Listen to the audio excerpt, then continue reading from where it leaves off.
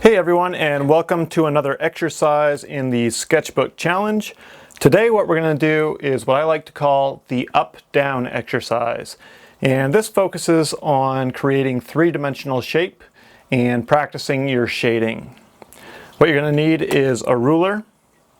I'm going to be using my B, 2H, 6B, and a white colored pencil. And of course my pencil sharpener and eraser. If you only have white paper, you can do the same exercise, just where I do the white colored pencil, you'll just leave white. Okay, so what we're going to do is just basically draw a cube and then make the cube go, we're going to draw a cube above ground and a cube below ground. Okay, so first thing I'm going to do is just take my ruler and my 2H pencil, and I'm going to draw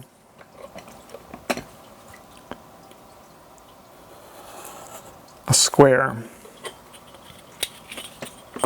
So this is a 2-inch square.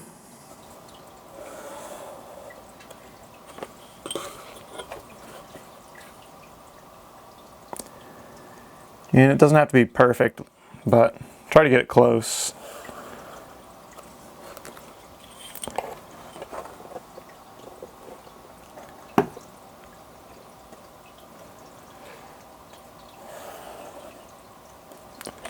Okay, so I have a square here.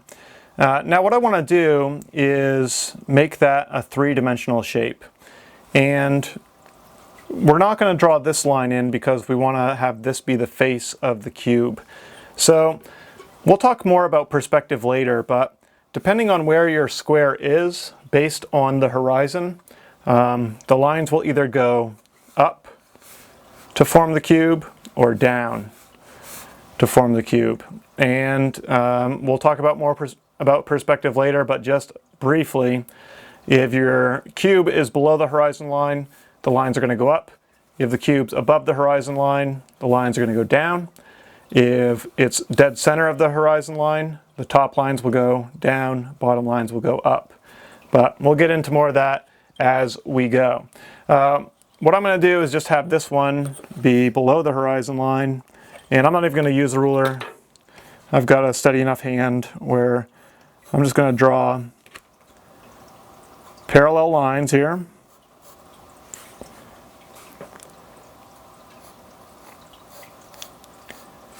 Okay, so we've got a cube shape, and then I guess you can use your ruler for this.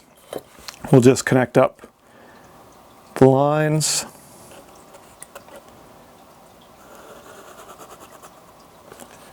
Like that.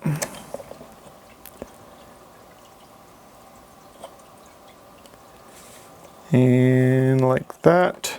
Okay, so now we have the outline of a three-dimensional shape.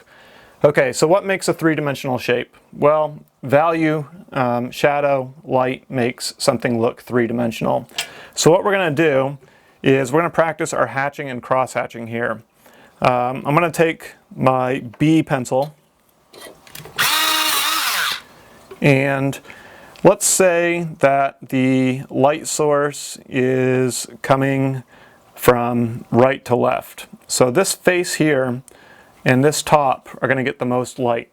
Depending on where your light is, if it's up here above this square, this area will probably get the most light, and this will get the second most light. If it's down below here, this area will get the most light, second most light, and then so on, and then the back side would be shadowed.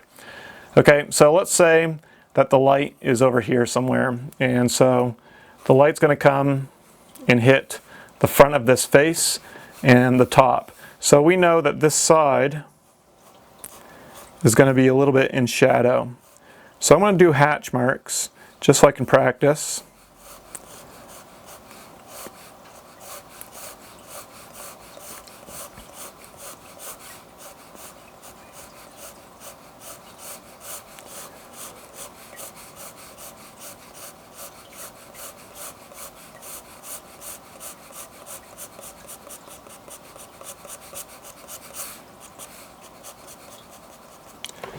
Okay, and then I'm going to do hatch marks again on the front here, just lightly. And what we're doing is changing the values a little bit. Okay, so we're already getting somewhat of a three-dimensional shape. This front piece is getting the most light, this side piece isn't getting quite as much light, and then the back is getting no light, so it's in shadow. Up top here, I'm going to do super light hatch marks, because this top part will also get a little bit of light, like that. Okay, and then our shadow from the box is going to come out behind like this. And we'll make it as wide. And then again, we'll practice our hatch marking. Okay, so now we have a three-dimensional shape. Now what you can do is mess around with the values a little bit. What if we cross-hatch this side?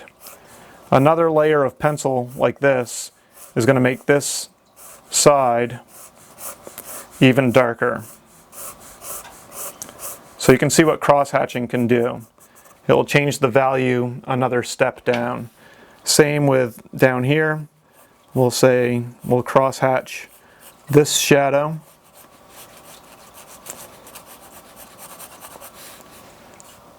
We'll cross-hatch a couple times back and forth. So you can see that darkens that quite a bit. If you cross-hatch on the front, you're going to brighten up the value because you're putting another layer on the front. And then maybe a little more cross-hatching on the top, but lighter. And you can see we have three distinct values, which creates a three-dimensional shape.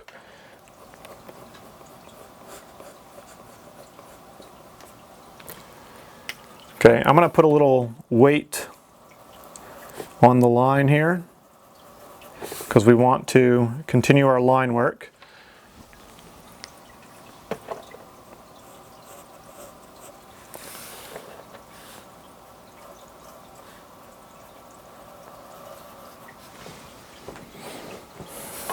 Okay, and this back line is a little more in shadow,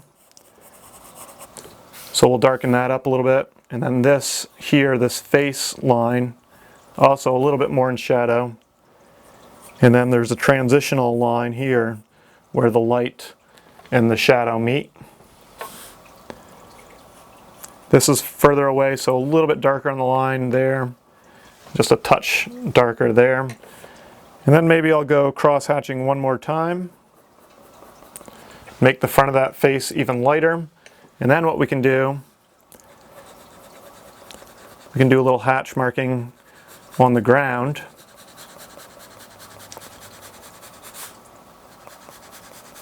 Just to lighten up the value here around the cube.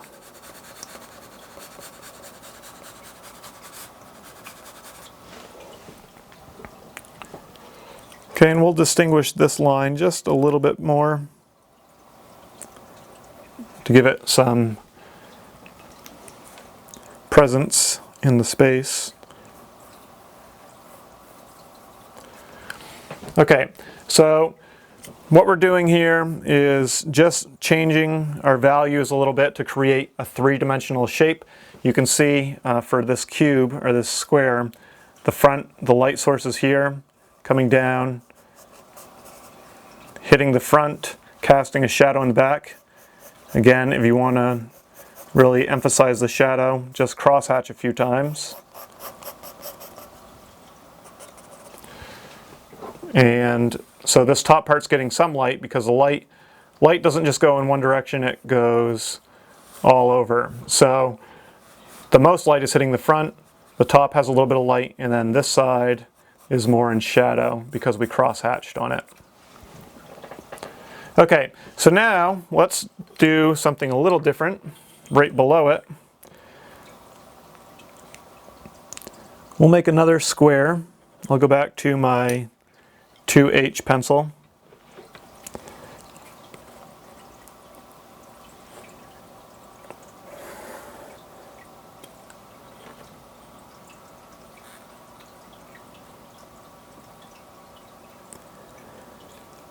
It doesn't have to be a perfect square, but I'm going to try to make these lines at least parallel, just eyeing it.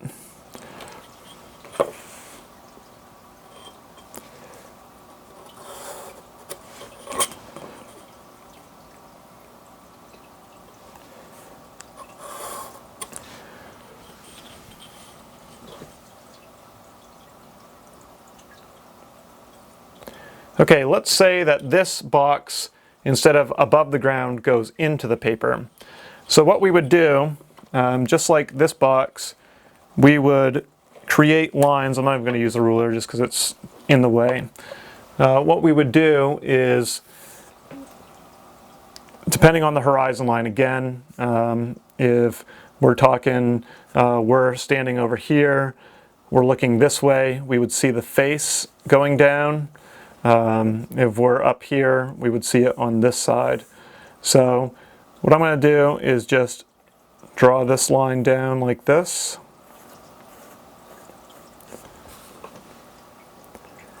We'll make this line parallel like that.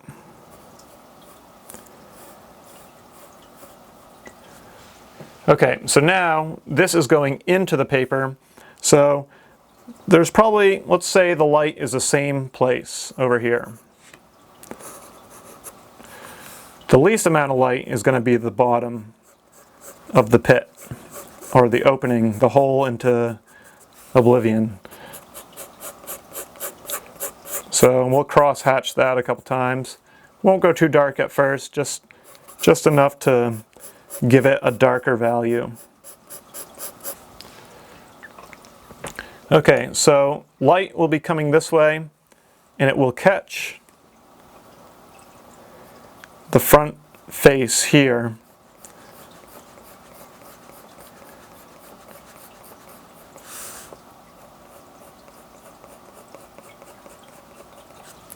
Okay, and then this up here, this side is also going to be in shadow, but maybe not as much as the very bottom.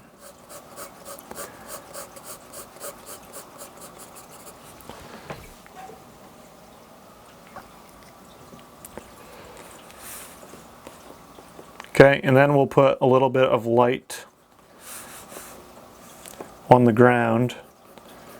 We'll cross hatch in front and around.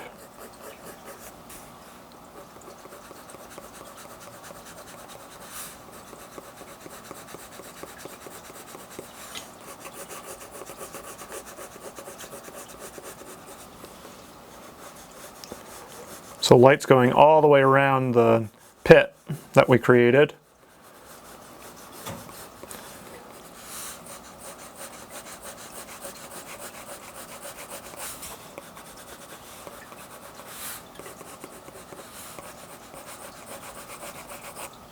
Okay, and light would be catching this face at an angle, so we would highlight this area just a little bit more.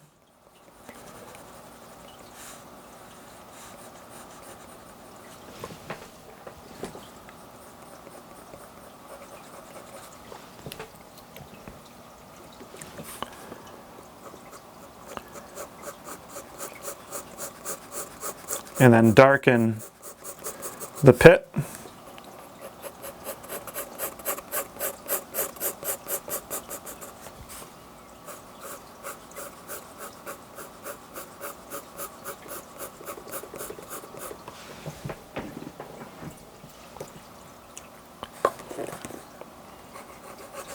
Okay, and then I'm just going to kind of scribble around here, creating some more light around my pit. Now there's a unique thing with this kind of shape.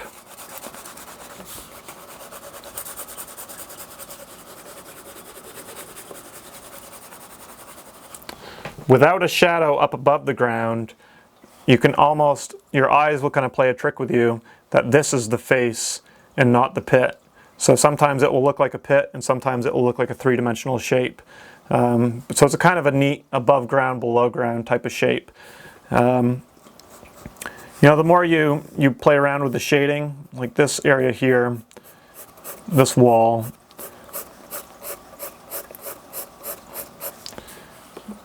be a little bit darker in value since there's not much light hitting it.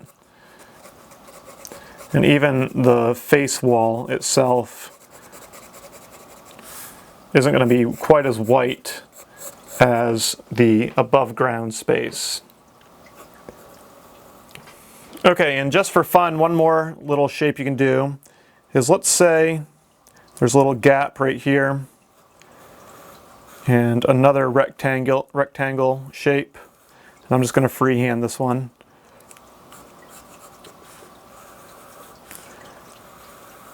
To continue the idea of that below ground, you would just draw a line like that.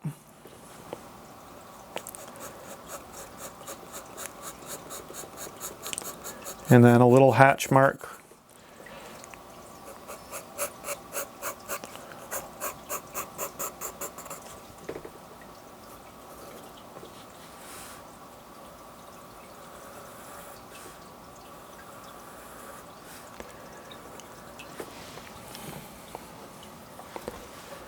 Then just a little bit of light continuing around. And we've created another below ground shape.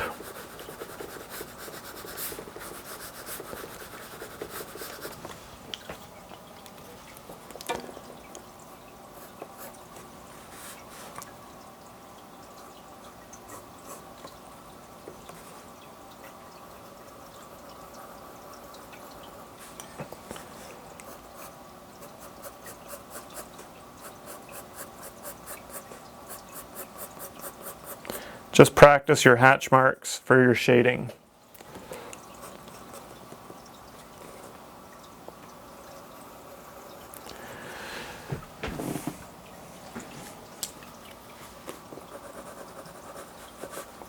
Okay, so the value shifts are what create three-dimensional shape, also give things place or space. So practice creating maybe some squares above ground and then some that go down into the ground, and then kind of play around with this shape that kind of messes with your eyes. Sometimes it looks like it's coming out, sometimes it looks like it's going in. It's kind of a fun shape to play with, and then you can kind of see how values change your perspective on things. Okay, so that's this week's Okay, so that's your sketchbook challenge exercise for today. If you have any questions, you can post them in the comments section underneath this video. If you want to post your progress, make sure you post those in the comments section of this video as well. Thanks for watching, and I'll see you again soon.